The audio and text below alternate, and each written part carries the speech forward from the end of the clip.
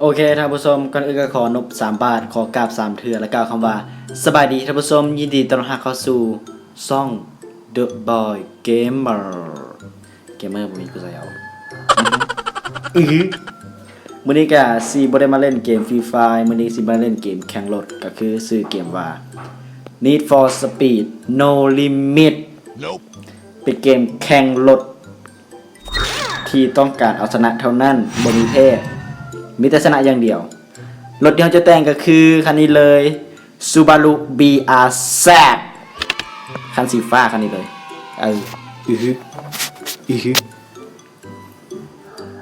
ทำรถแป๊บนึงอย่างแรกเลยเราต้องเปลี่ยนสีก่อน Body สีนี่งามบ่สีม่วงมันมาเขาเอิ้นสีม่วงเหรอพี่เขาจะเอิ้นสีม่วงโรงงานเราต้องใช้สีผสมเถอะงามโพดเอาเลยต่อไปบัดอีกวินโดว์เอาแบบนี้ซะต่อไปคืออีหยังสีแม็กอย่าฟ้าเปลี่ยนให้ไปเปลี่ยนแม็กก่อนเข้าไปบอดี้ช็อปก่อนอื่นเลยฮูดฝากระโปรงตัวนี้งามก่อนเอาตัวนี้จุดที่2ตาลูกแมนบอจุดที่3แวนข้างต้องการคาร์บอนโอ้สวยเอาตัวนี้เลยต่อไปแม็กอันที่1อันที่2โอ้แม็กอันนี้ก็งามอยู่แต่มันบ่เลิกยังบ่เลิกพอยังบ่ลุกเข้าไปพอต้องหาแม็กที่ลุกกันอีกไม่บ่มักบ่แม่นรถกระบะบ่มักแบบนี้ละต่อไปทออันที่2อันที่3และอันที่4มันแนวได้แล้วนี่ปานท่อรถอีแตนเอาตัวนี้ละใหญ่ก่อนใหญ่อยู่ต่อไปป้ายรถมันยังบ่ปลดล็อกเนาะมันปลดล็อกแล้วก็สิมาแต่งคันอื่น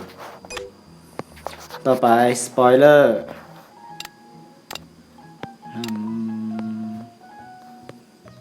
คือบริษัทนี่ตัวนี้ก็งามตัวนี้งามอยู่ใหญ่ๆใส่ไป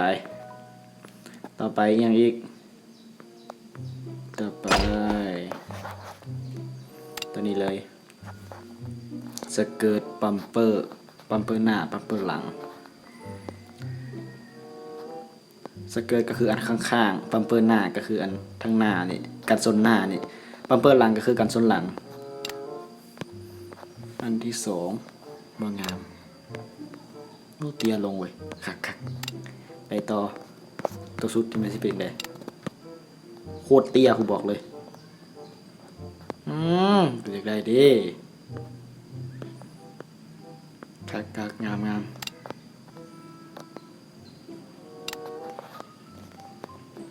เอาตัวนี้ละ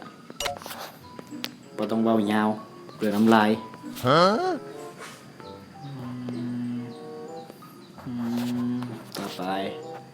ต่อไปเลยก็คือสีแม็กรถ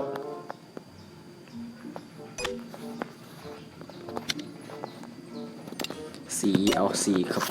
เข้ากับรถนี่แหละไปลองรถเลยต่อไปสีแต่งคันอะไรกันมาเลย เฉพาะในกาลาดนี้เท่านั้นมีฟอร์ดฟิสต้าสิบาทแล้วก็โตโยต้า86เนี่ยอันนี้ซื้ออย่างไรบ่รู้จัก BMW M3 Mazda RX-7 แล้วก็ Subaru โอ้ยจักสิอ่านยังคันอ่านบ่ได้กันเลยเนาะโอ้ยกูเบื่อคนนี้เด้ลองรถเลยบอลนี้ let's go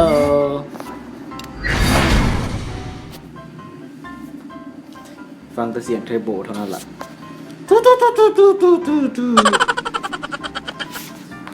ไปรถไปเรื่อยๆ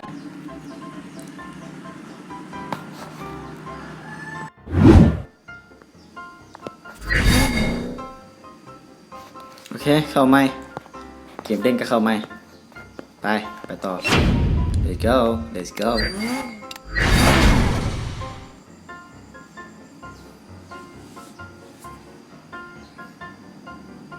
คลิปหน้าใช้แต่งรถใดคันใดกะคอมเมนต์มาจะให้แต่งคันใดเฉพาะในกาลาดเท่านั้นคำเตือนใครใช้สายสปอร์ตท็อปกรุณาผ่อนเสียงลงโรงงานเขาจักหน่อยรถพุ่นหน้าปานผีทั้งหลังฟังเสียงเด้อฟังเสียงเด้อฟังเสียงรถดีโอ้สุดยอดไม่ไผ่เฮ้ย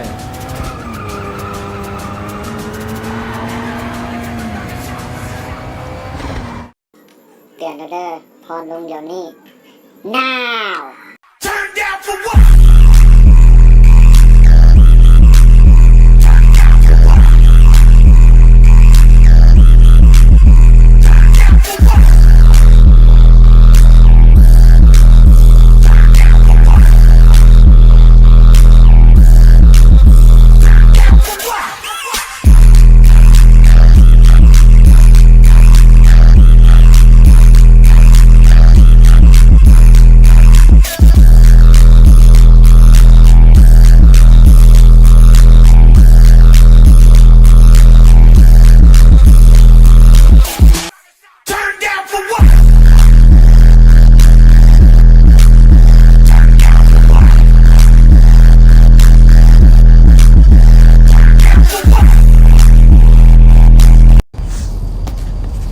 ไปต่อสนามต่อไปเลย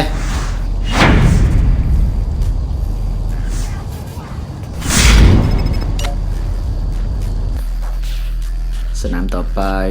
ไปใครมีตำรวจอะไรคือสิขาดคนนี้ไปสนามต่อไปเราต้องเอาระดับก่อน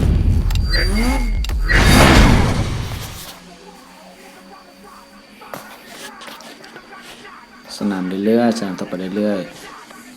ๆเพิ่งถ่ายคลิปหน้ากาซีเฮ็ดแบบคลิปเฮ็ดมิชชั่นของเกมนี่หรือว่าเฮ็ดภารกิจนั่นแหละภารกิจมันหลายกว่าเกมนี่คันลดเลเวลบ่ถึงก็เล่นบ่ได้ความแรงของรถนั่นแหละ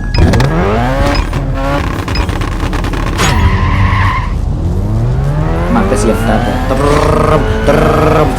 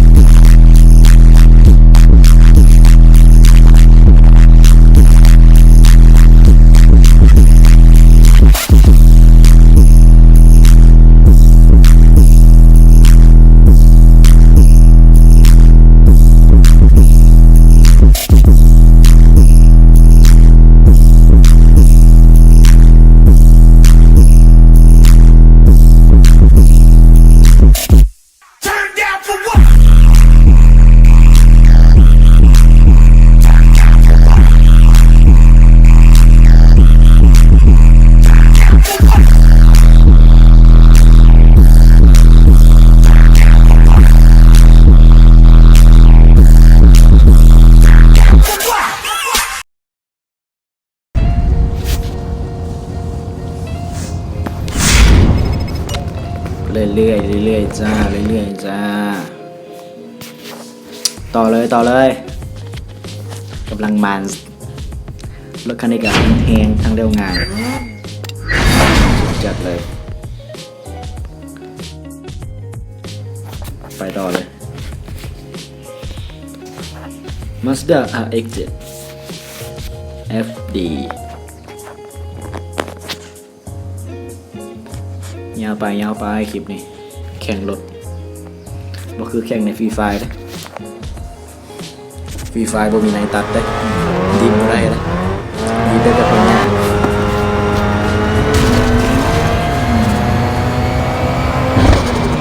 โค้งไปยังไง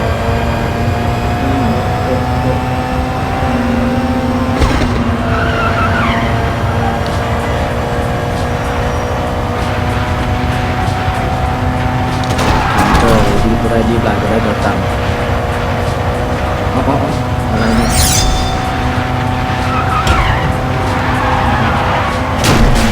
ดีไปเอาไปยังวะเป็นยากกว่าเก็บ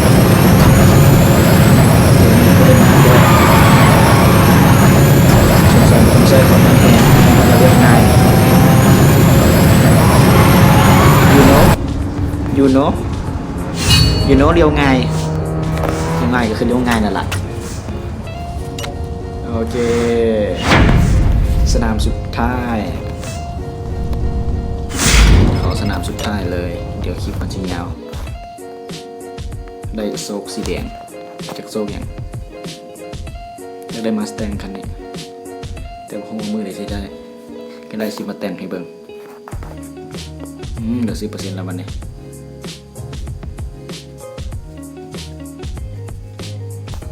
โอ้ยซาเดเนาะสนามต่อไป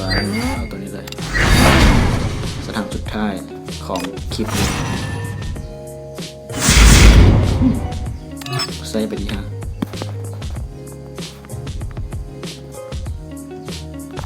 ก็ไม่ได้เสียดายนี่ฮะ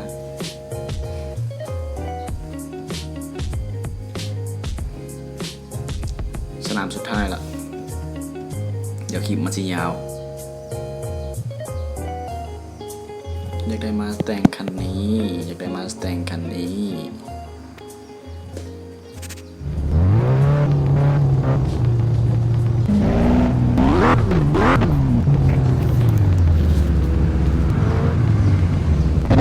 พูดเบิ่งรถเฮาเบิ่งจะได้งาม